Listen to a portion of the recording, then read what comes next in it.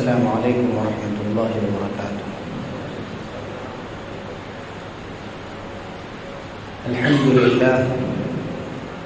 الحمد للہ وکفی وسلام علی عباده الذین اصطفى اما بعد فاعوذ باللہ من الشیطان الرجیم بسم اللہ الرحمن الرحیم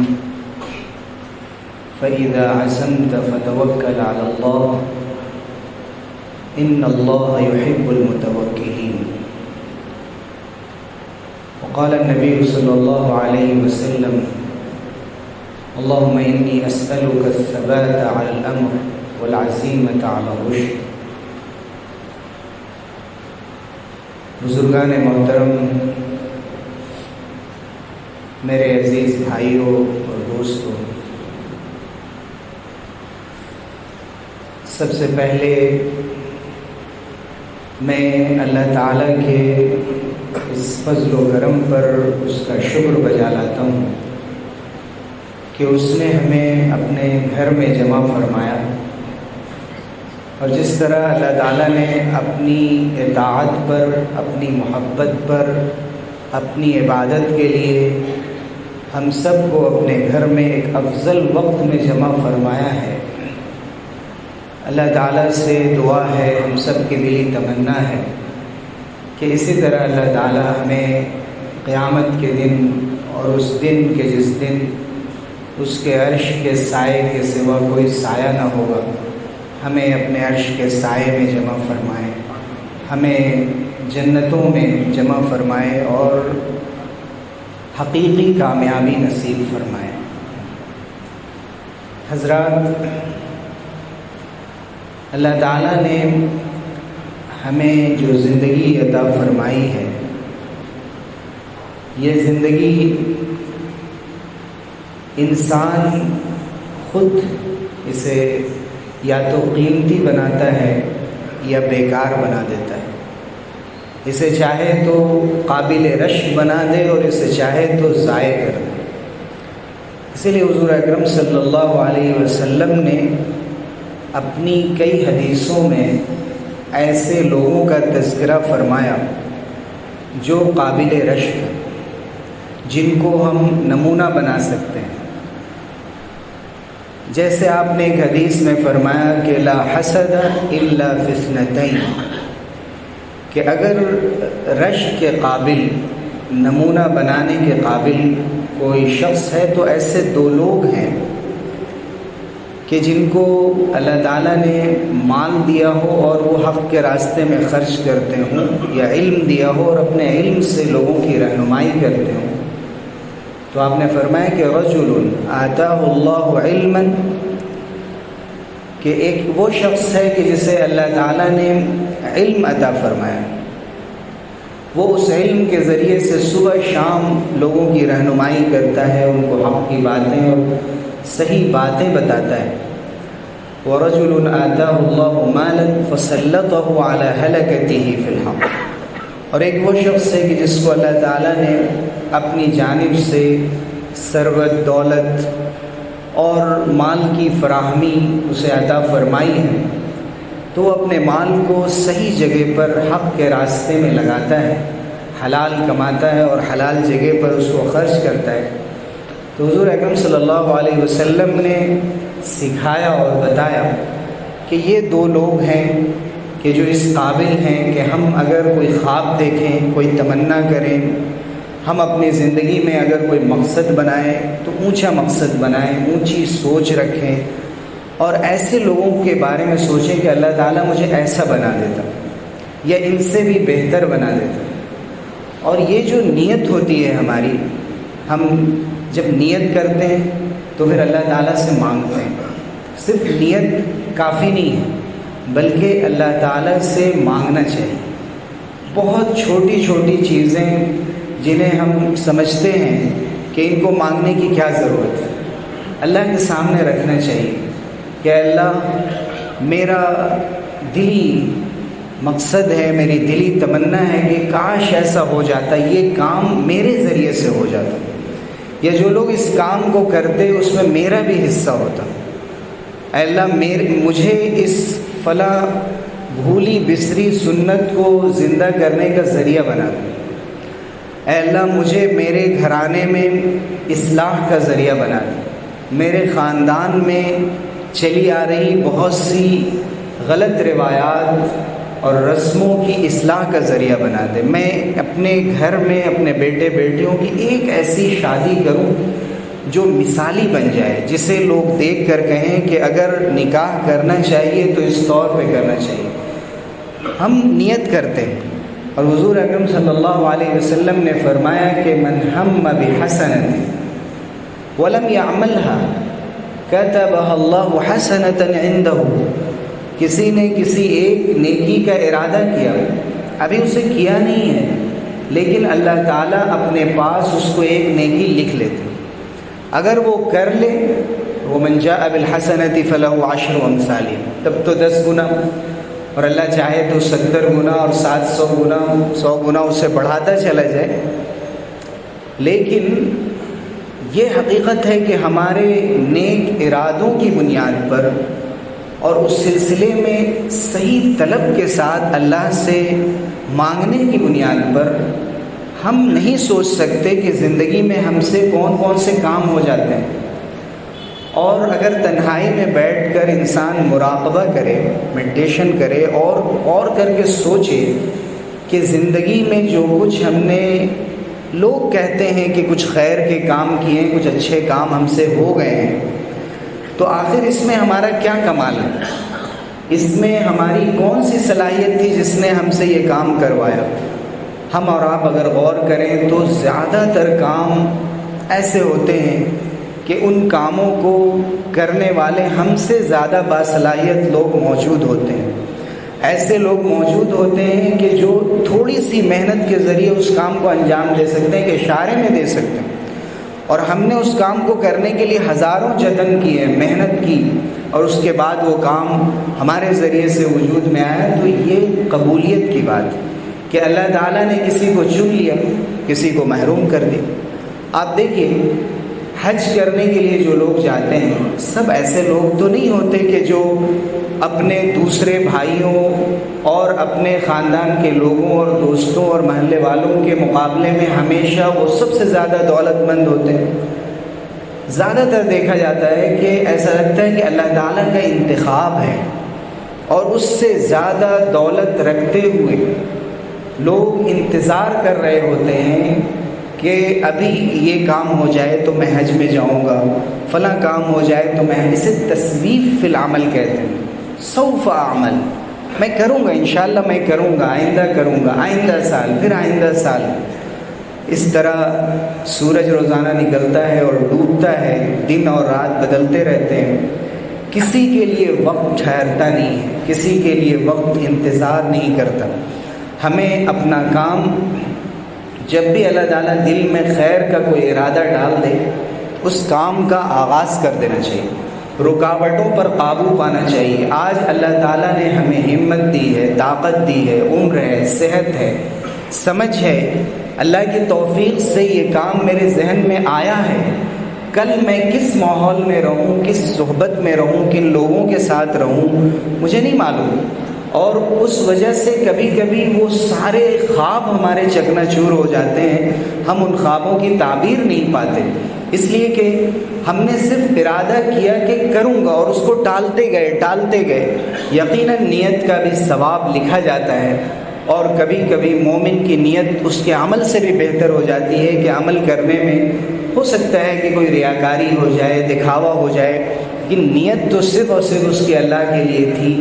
لیکن جب تک انسان عمل شروع نہیں کرتا تو اس کا فائدہ دور تک نہیں جاتا۔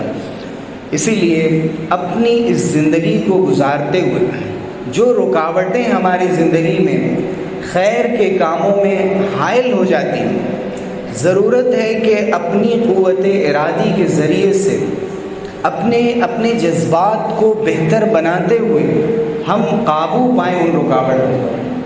جیسے کہ مثال کے طور پر ہماری بہت بڑی ضرورت ہے کہ ہمارا ایمان غلط قسم کے عقائد سے پاک رہے، بدعتوں سے پاک رہے، اجمی رسم و رواج کے اثرات سے پاک رہے، اور بہت غلط سوچ جو اسلام کے سلسلے میں پائی جاتی ہے، اور وہ اسلام جو ہم ایسے لوگوں سے سیکھتے ہیں جن کے پاس اسلام کے نام کے سوا کچھ نہیں، جو اسلام کی تعلیم دے رہے ہیں لیکن وہ اسلام کو اپنی تعلیم اور اپنے عمل کے ذریعے سے مٹانے کی کوشش کر رہے ہیں۔ حقیقی اسلام کہیں کھویا ہوا ہے۔ ظاہر ہے کہ ایک اسلام وہ ہے جو حقیقت میں صحابہ کرام رضی اللہ عنہم اجمعین کے ذریعے سے ہم تک منتقل ہوا ہے، سچا اسلام بغیر کسی ملاوٹ کے، شائبے کے، شبے کے، اور وہ ایک اسلام ہے جو مختلف رنگوں میں جسے بانٹ دیا گیا ہے، وہ اسلام جس کا نام لیا جا رہا ہے لیکن اسلام اس سے بری ہے۔ اسلام کہہ رہا ہے، قرآن کہہ رہا ہے کہ میرا اس عمل سے کوئی تعلق نہیں ہے۔ ضرورت ہے کہ ہم تنہائیوں میں بیٹھیں، محاسبہ کریں، آج کریں، ابھی کریں، اور طے کریں کہ ہم غور کریں گے کہ ہمارے گھرانے میں کوئی بدعت تو رائج نہیں۔ اس بدعت کا تعلق مسجدوں کے اعمال سے بھی ہو سکتا ہے، گھر میں ہونے والی کارروائیوں سے بھی ہو سکتا ہے، اس کا تعلق قبرستانوں سے ہو سکتا ہے، اس کا تعلق مقبروں اور درگاہوں سے ہو سکتا ہے، اس کا تعلق ہمارے نکاح اور رسم و رواج سے ہو سکتا ہے۔ لیکن بدعتیں رائج ہیں ہمارے معاشرے میں اور ہمارے اپنے گھر میں۔ ہمارا دل کہتا ہے کہ یہ بدعت ہے، ہمارا دل کہتا ہے کہ یہ اللہ کے رسول کا طریقہ نہیں ہے، لیکن ہم اپنے دل کو سمجھاتے ہیں۔ ہوتا آیا ہے ہمارے خاندان میں، لوگ کرتے آئے ہیں، اور اتنا سا کر لینے میں کیا حرج ہے؟ چلے محرم کی کچھ بدعات ہیں، کچھ ربیع الاول کی بدعات ہیں، کچھ رجب کی ہیں، کچھ رمضان کی، کچھ شعبان کی، الگ الگ مہینوں میں ہم نے اپنی طرف سے دین بنا لیا ہے۔ اگر گناہ کرنا ہے تو دنیا داری کے گناہ کر لینا، لیکن دین کو عنوان بنا کے جو گناہ کیا جاتا ہے وہ کتنا بڑا جرم ہے۔ آپ سمجھیے کہ ہماری نسل میں ایک غلط چیز منتقل ہو رہی ہے، اور حضرت امام مالک رحمۃ اللہ علیہ نے فرمایا کہ جب ہم کوئی بدعت کرتے ہیں، گویا کہ ہم یہ کہتے ہیں کہ رسول اللہ صلی اللہ علیہ وسلم نے قد خان الامانہ، جو باتیں آپ کو پہنچانی چاہیے تھی وہ تو آپ نے پہنچائی، کچھ چیزیں آپ نے چھوڑ دی تھی جو ہم کر دے رہے ہیں۔ تو گویا کہ حضور صلی اللہ علیہ وسلم پر اپنے عمل سے ہم الزام لگاتے ہیں کہ آپ کی جو سنتیں، اتنی بڑی کتاب اللہ کی موجود ہے، بخاری شریف موجود ہے، مسلم شریف، ترمذی شریف، ابو داؤد، ہزاروں حدیثیں موجود ہیں، ان میں تو وہ عمل نہیں مل رہا ہے، یا صحابہ کرام کی زندگی میں نہیں مل رہا ہے، لیکن ہم ایڈ کر رہے ہیں، اس میں ہم انوویشن کر رہے ہیں دین میں، اور ہم بتا رہے ہیں کہ یہ کام رہ گیا تھا، اس سے بڑھانے کی ضرورت ہے، اس سے اسلام خوبصورت ہو جائے گا، اس سے اسلام لوگوں کی نظر میں آئے گا، اور لوگ ذرا دیکھیں کہ اسلام بھی کیا چیز ہے، ذرا آواز ہو، شور ہو، کہیں نظر آئے، کچھ جھنڈے ہوں، کچھ شور شرابہ ہو، کچھ لوگوں کو ڈسٹرب کیا جائے، تاکہ جیسے دوسری قومیں کر رہی ہیں جو اخلاقیات سے، تعلیمات سے محروم ہیں، ہم بھی انہی کے پیچھے جانا چاہتے ہیں۔ تو سچے دل سے، بغیر کسی کے دباؤ میں آئے ہوئے، بغیر کسی ایسی سوچ کے جو ہمارے سب کانشنس میں بس گئی ہیں، اور ہم کسی طرح چاہتے ہیں کہ بس انہی کے اندر کھوئے رہیں، وہاں سے نکلیں۔ اور ہمیشہ یاد رکھیے کہ خاندان کا، معاشرے کا کوئی ایک فرد فیصلہ کرتا ہے، جب وہ فیصلہ کر لیتا ہے کہ نکاح کے موقع سے میں یہ رسم نہیں ہونے دوں گا، کم سے کم میں اپنے نکاح میں نہیں ہونے دوں گا، اپنے بچوں کے نکاح میں نہیں ہونے دوں گا، میں ایسی چیزوں میں شریک نہیں ہوں گا، میں ایسے لوگوں کے ساتھ نہیں اٹھ بیٹھ سکتا، ناراض ہوتے ہیں ہونے دیجیے، اس لیے کہ نکاح ایک ایسا موقع ہوتا ہے جہاں اللہ کے علاوہ سب کو خوش کیا جاتا ہے۔ یہ کیا ہم نے بنا رکھا ہے، اور اپنے ہاتھوں سے کیا ہم اپنا قتل نہیں کر رہے؟ وقت ضائع کرنا ہمارا دستور ہو چکا ہے۔ ہم نکاح کے موقع سے، اپنی دوسری تقریبات اور فنکشنز کے موقع سے جو سب سے بڑا جرم کرتے ہیں، جوانوں کے ساتھ، جوان بچیوں کے ساتھ، بوڑھے ادھیڑ عمر کے لوگ سب اس میں شریک ہیں کہ ہم وقت ضائع کرتے ہیں۔ وقت ضائع کرنا گویا خود کو قتل کرنا ہے، اس لیے کہ الوقت هو الحیات، وقت ہی زندگی ہے۔ اگر ہم نے وقت کی قدر نہیں کی تو گویا ہم جیتے جی مردہ ہیں، ہم زندہ ہیں لیکن ہم زندگی کو کچھ دے نہیں پا رہے ہیں، ہم اس دنیا کو، اپنے سماج کو، اپنے گھر والوں کو کچھ دینے کی پوزیشن میں نہیں، اس لیے کہ ہمارا زیادہ تر وقت اس میں صرف ہوتا ہے کہ ہمیں کس کو خوش کرنا ہے، کس کو راضی کرنا ہے۔ دیکھیے، یہ بظاہر کہنا ان باتوں کو آسان ہے، کرنا مشکل ہوتا ہے، لیکن کرنے والے ہمیشہ وہ لوگ ہوتے ہیں جو صاحب عزیمت ہوتے ہیں، جو جانتے ہیں کہ ہمارے وقت کی قدر و قیمت کیا ہے، جو اصولوں کی قیمت جانتے ہیں، جو زندگی میں پنکچوئل ہوتے ہیں اور بتا دیتے ہیں عمل کر کے کہ میں ایسا کر سکتا ہوں۔ ہم اپنی عبادتوں کے سلسلے میں دیکھیں، کیا ہماری عبادتیں بہت زیادہ متاثر نہیں ہیں ہمارے لائف اسٹائل کی وجہ سے؟ ہمارے جینے کا جو طریقہ ہو چکا ہے، جس طریقے پر ہم زندگی گزار رہے ہیں، کوئی مقصد، کوئی سمجھ، کوئی سوچ رہ گیا ہے اس کے پیچھے کہ کیوں ہم راتوں کو جاگتے ہیں؟ ہم 1 بجے رات میں، 2 بجے رات میں، اور زیادہ تندرست ہیں تو 3 اور 4 بجے رات میں سوتے ہیں، صبح پھر کام میں بھی جاتے ہیں۔ ان کاموں کی کوالٹی کیسے ہوتی ہوگی؟ اگر چیک کیا جائے تو پتہ چلے کہ ہم کیا دے پا رہے ہیں۔ جو لوگ کرسی پہ بیٹھے ہوئے ہیں وہ بھی راتوں کو جاگ کر کام کرتے ہیں، وہ بھی غلطیاں کرتے ہیں، نیچے والے ان کو دیکھ کر سیکھتے ہیں، بچے باپ کو دیکھ کر سیکھتے ہیں، اسی طرح سے آئندہ نسلوں میں یہ غلطیاں منتقل ہوتی چلی جا رہی ہیں۔ کوئی ایک فیصلہ نہیں کرتا کہ یہ کہہ سکے کہ کان النبی صلی اللہ علیہ وسلم یکرہ السمر بعد العشاء، کان یکرہ النوم قبل العشاء والسمر بعد العشاء۔ حضور اکرم صلی اللہ علیہ وسلم عشاء کی نماز سے پہلے سونے کو ناپسند فرماتے تھے۔ اس پر تو ہے ہمارا عمل، عشاء سے پہلے کوئی نہیں سوتا، اس لیے کہ عصر تک سوتے ہیں، یا جو لوگ دن بھر جاگتے ہیں وہ ظہر تک سوتے ہیں، اور دن ہوتا ہی نہیں ہے آسانی کے ساتھ۔ سورج بار بار پکار رہا ہے کہ میں روشن ہو چکا ہوں اور میں تمہیں زندگی دے رہا ہوں، جاگ جاؤ، لیکن ہمارا وقت فجر کا ہوتا ہے۔ اگر قضا پڑھنے والے ایک بڑی تعداد میں ہیں تو جب سورج اپنی روشنی سے جگاتا ہے، بہت دور نکل چکا ہوتا ہے، تب ہم اپنا بستر چھوڑتے ہیں۔ اور ہم کیسے چھوڑ سکتے ہیں جب کہ ہم نے رات کو اس کا حق نہیں دیا؟ اللہ تعالیٰ کا بنایا ہوا یہ جسم ہے، یہ نظام اللہ تعالیٰ کا بنایا ہوا ہے، راتیں کسی اور کام کے لیے ہیں، دن کسی اور کام کے لیے ہیں، کھانے کے ہمارے اوقات ہونے چاہیے۔ ہم گرفتار ہیں، موبائل کی لعنت میں گرفتار ہیں، ہم گرفتار ہیں فلاں 4GB، اور اب ہمیں 4G اور 5G کا زمانہ آ چکا ہے۔ ہم سوچتے ہیں کہ شاید اس کے ساتھ ہم تیز رفتار ہو جائیں گے اس دنیا میں۔ ہم اپنی زندگی کے حقیقی کاموں میں اتنے ہی سلو ہوتے چلے جا رہے ہیں، اس لیے کہ یہ چیزیں بالکل آرٹیفیشل ہے۔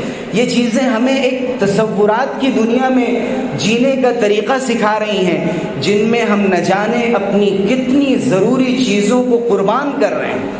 اپنی عبادتوں کو، فرض نمازوں کو کس طرح سے قربان کیا جا رہا ہے۔ فرض نمازوں کے لیے ہمارے وقت متعین نہیں ہے، جیسے چاہتے ہیں جس وقت چاہتے ہیں پڑھ لیتے ہیں۔ خواتین کی بھی گھروں میں یہی عادت ہے کہ وہ اپنے سارے کام نمٹانے کے بعد اخیر میں مصلی لے کر، یہ تو نماز پڑھنے والوں کا حال ہے۔ جو نماز نہیں پڑھتے ہیں ان کا تو اللہ حافظ ہے، اور اللہ کیا، ان کا شیطان حافظ ہے، اس لیے کہ شیطان کے نقش قدم پہ وہ چل رہے ہیں۔ شیطان نے کہا تھا فَبِعِزَّتِكَ لَأُغْوِيَنَّهُمْ أَجْمَعِينَ، اے اللہ آپ کی عزت کی قسم، میں آپ کے تمام بندوں کو گمراہ کر دوں گا۔ اللہ تعالیٰ نے فرمایا تھا إِنَّ عِبَادِي لَيْسَ لَكَ عَلَيْهِمْ سُلْطَانٌ إِلَّا مَنِ اتَّبَعَكَ مِنَ الْغَاوِينَ، میرے نیک بندوں پر تمہارا بس نہیں چلے گا، ہاں کچھ گمراہ لوگ جو تمہارے پیچھے چلیں گے ان پر تمہیں فتح حاصل ہو جائے گی۔ تو شیطان نے اپنا منصوبہ بتایا تھا، وہ ہار مان کے نہیں بیٹھا تھا۔ اس نے کہا فَبِمَا أَغْوَيْتَنِي لَأَقْعُدَنَّ لَهُمْ صِرَاطَكَ الْمُسْتَقِيمَ ثُمَّ لَآتِيَنَّهُمْ مِنْ بَيْنِ أَيْدِيهِمْ وَمِنْ خَلْفِهِمْ وَعَنْ أَيْمَانِهِمْ وَعَنْ شَمَائِلِهِمْ وَلَا تَجِدُ أَكْثَرَهُمْ شَاكِرِينَ۔ آپ نے تو مجھے نکال دیا، لیکن میں ہار نہیں مانوں گا، ان کے دائیں بیٹھوں گا، بائیں بیٹھوں گا، آگے بیٹھوں گا، پیچھے بیٹھوں گا، راستے روکوں گا، اور آپ اپنے اکثر بندوں کو شکر گزار نہیں پائیں گے، وہ آپ کی نعمتوں کا حق ادا نہیں کریں گے۔ اور آج ہم اسی راستے پر چل پڑے۔ ہماری نگاہیں ڈھونڈ رہی ہیں مسجدوں میں ان نوجوانوں کو کہ جن کے اندر اللہ تعالیٰ نے بھی صلاحیت دی ہے. آج سورہ کہف کی تلاوت کی جاتی ہے اس لیے نہیں کہ صرف چند نیکیاں اور اجر و ثواب حاصل کیے جائیں. جو اصحاب کہف، جو وہ 7 نوجوان تھے، انہوں نے کیا پیغام دیا تھا، کیا ماڈل سیٹ کیا تھا. اپنی شرک کے خلاف کھڑے ہو گئے تھے اور کہہ دیا تھا ہم آبادی چھوڑنے کو تیار ہیں، شرک پہ راضی نہیں ہو سکتے، ہم قربانی دینے کو تیار. اتنی بڑی قربانی دی، غار میں چلے گئے، 309 سال تک ان پر نیند طاری کر دی گئی، لیکن اللہ تعالیٰ نے ان کی تعریف کی. انہم فتیۃ آمنوا بربہم وزدناہم ھدی. یہ چند نوجوان تھے جنہوں نے اپنے رب پر ایمان لایا تھا، اور ایمان ہی ہے قوت ارادی. ایمان اللہ پر توکل، ایمان اللہ پر بھروسہ، ایمان اللہ تعالیٰ سے اچھا گمان پیدا کرتا ہے. ایمان انسان کے اندر طاقت پیدا کرتا ہے، قوت پیدا کرتا ہے. آج یہ سوئی ہوئی قوم، اونگتی ہوئی، سوتی ہوئی غافل قوم، ایک ایسی قوم جسے تمنا ہے کہ کوئی کھڑا ہوگا اور ہمارا کام کر دے گا، کوئی کھڑا ہوگا ہمیں نجات دلا دے گا، کوئی ایسی طاقت آئے گی جو ایک دن اچانک ہمارے سامنے نیوز آئے گی کہ مسلمانوں کو فتح حاصل ہو گئی. یہ نہیں ہو سکتا. اللہ کا قانون ہے، ہمیں کرنا پڑے گا، ہمیں قربانی دینی پڑے گی. Out of the box thinking چاہیے، سوچ چاہیے، بڑی سوچ چاہیے. ہمیں اپنی قوت ارادی کو ٹیسٹ کرنا ہوگا. ہم کتنا کنٹرول کر سکتے ہیں اپنے اوپر. سیلف کنٹرول ختم ہو گیا ہے، ٹائم مینجمنٹ کا کوئی لحاظ نہیں ہے. ہم پہلے بھی ذکر کر چکے ہیں، جتنا بھی ہم موٹیویشنل اسپیکرز کو سن لیں، ان کی کتابیں پڑھ لیں، اگر ہم نے خود طے نہیں کیا ہے کہ ہمیں اپنے آپ کو بدلنا ہے، ہمیں اپنے اوقات کو اپنی زندگی کے مقصد کے تابع بنانا ہے، ہمیں اپنے کو حوالے نہیں کرنا ہے، ہوا کے رخ پہ نہیں چھوڑنا ہے، ہواؤں کو اپنی مرضی کے تابع بنانا ہے. ہم سارے لوگ اس طرح جیتے ہیں، میں اس طرح نہیں جی سکتا، میں اس پر راضی نہیں ہوں، اس میں لاکھ روپے ملتے ہیں، اس میں 1000 روپے ملتے ہیں، لیکن ہماری زندگی کا مقصد 1000 روپے سے پورا ہوتا ہے. میں اس راستے کا انتخاب کروں گا، میں پیسے کے لیے اپنی زندگی کو قربان نہیں کروں گا. یہ ارادے دنیا سے مفقود ہو گئے. آج ہماری زندگی کا مقصد اتنا زیادہ محدود ہو چکا ہے. ہم غور کریں، آپ غور کریں، کیا ارادے ہیں ہماری زندگی میں. ہماری زندگی میں جو ایمبیشن تھا، جو طموح جسے عربی میں کہتے ہیں، ختم ہو چکا ہے. ہم اچھے سوچ بدل چکے ہیں. ان اللہ یحب معالی الامور. اللہ تعالیٰ اچھی اچھی چیزوں کو پسند فرماتا ہے. دنیا میں اچھی مثالیں قائم کی جائیں، کارنامے انجام دیے جائیں، دنیا کے سامنے اچھے نمونے پیش کیے جائیں. وَيَكْرَهُ السَّفَاسِفَ الْأُمُورِ. جو گھٹیا چیزیں ہیں، بیکار کے کام ہیں، ایسے کام جو کوئی بھی کر سکتا ہے، اور ان کاموں کی وجہ سے کوئی یاد نہیں رکھا جائے گا. بڑے بڑے محلوں میں جینے والے لوگ جن کے پاس کس چیز کی کمی تھی، اگر دنیا نے ان کو یاد رکھا، ان کے کارناموں کی وجہ سے یاد رکھا. اسی دکن میں آپ دیکھ لیں، آج جن حکمرانوں کو اچھے ناموں سے یاد کیا جاتا ہے، اس لیے نہیں کہ ان کے پاس دولت تھی، اس لیے نہیں کہ ان کے پاس زندگی کی آسائش کے طرح طرح کے سامان تھے، اس لیے کہ انہوں نے قوم کو کچھ دیا تھا، کچھ تعلیمی ادارے بنائے تھے، کچھ چیزیں لوگوں کی جمع کر دی تھی کہ جو دنیا دیکھے، پانی کے لیے انتظام کیا تھا. وہ ایسے لوگ تھے کہ جن کو رہتی دنیا تک یاد کیا جاتا ہے، اور آخرت میں بھی ان کی پوچھ ہوتی ہے، اور اللہ تعالیٰ کے یہاں ان کو نوازا جاتا ہے. ہمیں فیصلہ کرنا ہوگا کہ ہم اپنی شہوانی قوتوں پر غلبہ پائیں گے، خواہشات کے پیچھے نہیں چلیں گے. نگاہیں کہتی ہیں کہ حسن کو دیکھو، لیکن یہ حرام ہے، میں اپنی نگاہوں پر کنٹرول کروں گا. میرے کان کہتے ہیں کہ میوزک سنو، اپنے کو مست رکھو، اپنے اسٹریس کو ختم کرو، اور ان طریقوں سے اپنی تھراپی اور علاج ڈھونڈو. لیکن میرا قرآن کہتا ہے کہ قرآن کے ذریعے سے ہمیں سکون حاصل ہوتا ہے، سیرت پڑھنے کے ذریعے ہمیں سکون حاصل ہوتا ہے. ہمیں خالد ابن ولید کی زندگی پڑھ کر حوصلہ ملتا ہے، ہمیں سلمہ بن اکوع کی زندگی پڑھ کر حوصلہ ملتا ہے، ہمیں سعد بن ابی وقاص کا جوش جذبہ دے کر ہمارا خون گرم ہوتا ہے، ہمیں عبداللہ ابن عباس اور زید ابن ثابت اور ابن عمر کی داستان حیات پڑھ کر ہمارے اندر علم کو سیکھنے کا جذبہ پیدا ہوتا ہے. علم کے لیے کوئی عمر نہیں ہوتی ہے، علم کبھی بھی حاصل کیا جا سکتا ہے. دین کبھی بھی سیکھا جاتا ہے، کسی بھی فیلڈ میں رہتے ہوئے دین سیکھا جا سکتا ہے۔ ہمت، نیت، فیصلہ کرنے کی ضرورت ہوتی ہے کہ اس قرآن کو ہمیں سمجھنا ہے، اس دین کو ہمیں سیکھنا ہے، ہمیں عزم پیدا کرنا ہے۔ سلطان محمد فاتح عثمانی جنہوں نے استنبول کو فتح کیا تھا، دنیا سوچ نہیں سکتی تھی انہوں نے کیسا کارنامہ انجام دیا۔ 21-22 سال کا نوجوان کہ جس کو ہیئر اسٹائل تلاش کرنے میں اتنے سال گزر جا رہے ہیں آج کل، اور بدلتے رہتے ہیں اپنے نمونے، طرح طرح کے سیلون میں بیٹھ کر اور اپنے آپ کو خوبصورت بنانے کی کوشش، اور انسٹاگرام پہ اور یہاں وہاں تماشے، زندگی گزرتی رہتی، کچھ بھی نہیں دیا ہم نے زندگی کو۔ پڑھیں ہم تارق ابن زیاد نے کیا کیا، محمد ابن قاسم نے کیا کیا، اور کیا کیا ان لوگوں نے، کس طرح سے زندگی کو سمجھا تھا، بچپن سے سمجھا تھا۔ تربیت ہوتی ہے، ہم 2 سال سے 6 سال کے بچوں کو ہی یہ سکھانا شروع کر دیں کہ یہ زندگی صرف آئینہ دیکھنے کی نہیں ہے اور بال جھاڑنے کی نہیں ہے، یہ زندگی صرف کھلونوں کی نہیں ہے کہ طرح طرح کے کھلونے، بچے کا دل اس کھلونے سے نہیں بھر رہا ہے تو دوسرے کھلونے دیے جا رہے ہیں۔ پھر تو وہ جو ہمارا مقولہ تھا کہ جو پڑھو گے لکھو گے بنو گے نواب، اور کھیلو گے کودو گے بنو گے خراب، یہ بدل چکا ہے۔ آج کھلاڑیوں کو انعام دیے جا رہے ہیں اسی لیے تاکہ سب کھلنڈرے بنیں، کھیلیں، تماشے کریں، اپنی زندگی کا مقصد بھول جائیں اور ان لوگوں کو ماڈل بنائیں۔